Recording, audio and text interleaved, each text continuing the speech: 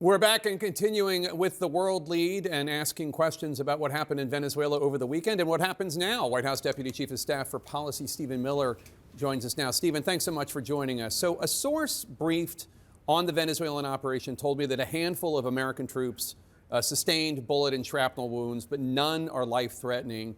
Can you share with us how serious any injuries to American service members might be, and also any information you can tell us about any Venezuelan civilian casualties? Yes, well, let me take the second part first, which is that the overwhelming share of casualties and fatalities that were inflicted were against the Cuban guard that had exerted control over the people of Venezuela. So what many don't realize is that for years, Maduro stayed in power through an illicit deal with Cuban communists to provide his security because he didn't trust his own people to keep him safe. That is how much he was hated inside of Venezuela. So what our special forces encountered when they did that daring midnight assault into Caracas were armed Cuban guards, and they sustained massive numbers of casualties. I can't give you an exact number. The numbers that you've seen in terms of the Cuban guards publicly reported are probably lower than the actual number that were killed. To your first question, no, none of the, at least as I've been briefed, none of the injuries are life-threatening. Everybody is stable, and it just underscores the remarkable skill, precision, courage, and capability of our special forces.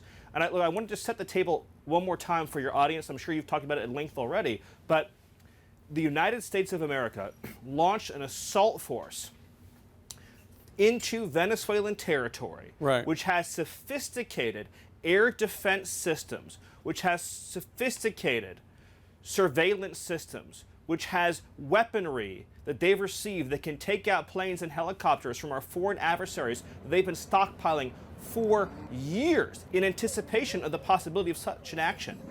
Maduro was staying in a military fortress. In other words, since the United States had started amassing this armada under President Trump's leadership and direction, he'd increasingly narrowed the scope of his own movement, and he was sleeping in a fortress. And so we flew into Caracas, these special forces engage in direct gunfire with elite Cuban guards, and every single kill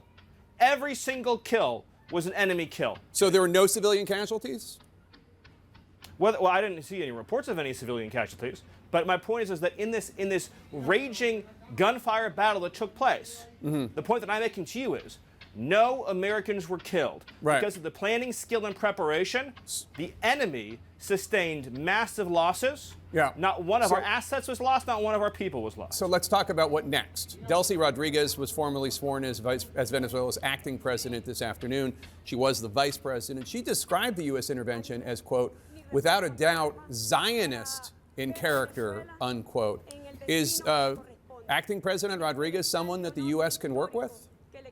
So the acting president put out a statement, I want to say, Jake, it was last night, pledging cooperation with the United States, pledging full and complete cooperation. But they also just passed a law saying that if you supported the operation against outlawing individuals or threatening with criminal penalties individuals if they supported the operation against Maduro. I think they did that today.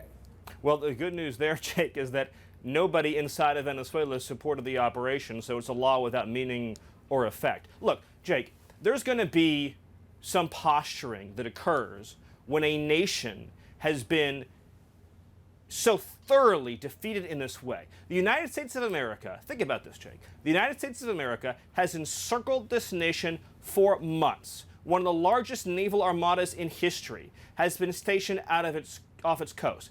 Fighter jets have been encircling the island. We've been engaging in kinetic lethal strikes against Maduro's drug boats and trained Arauco gang members leaving the island. We have launched a complete oil embargo of the ghost fleet, the dark ships. And now on top of all of that, right, Maduro is sitting in a jail cell in New York, as is his wife. So of course there's going to be, this is very important though, of course there's going to be some posturing. Without giving anything away, I want to be very clear. Very clear. The government has sent messages, this is such an important point, Jake, to the Secretary of State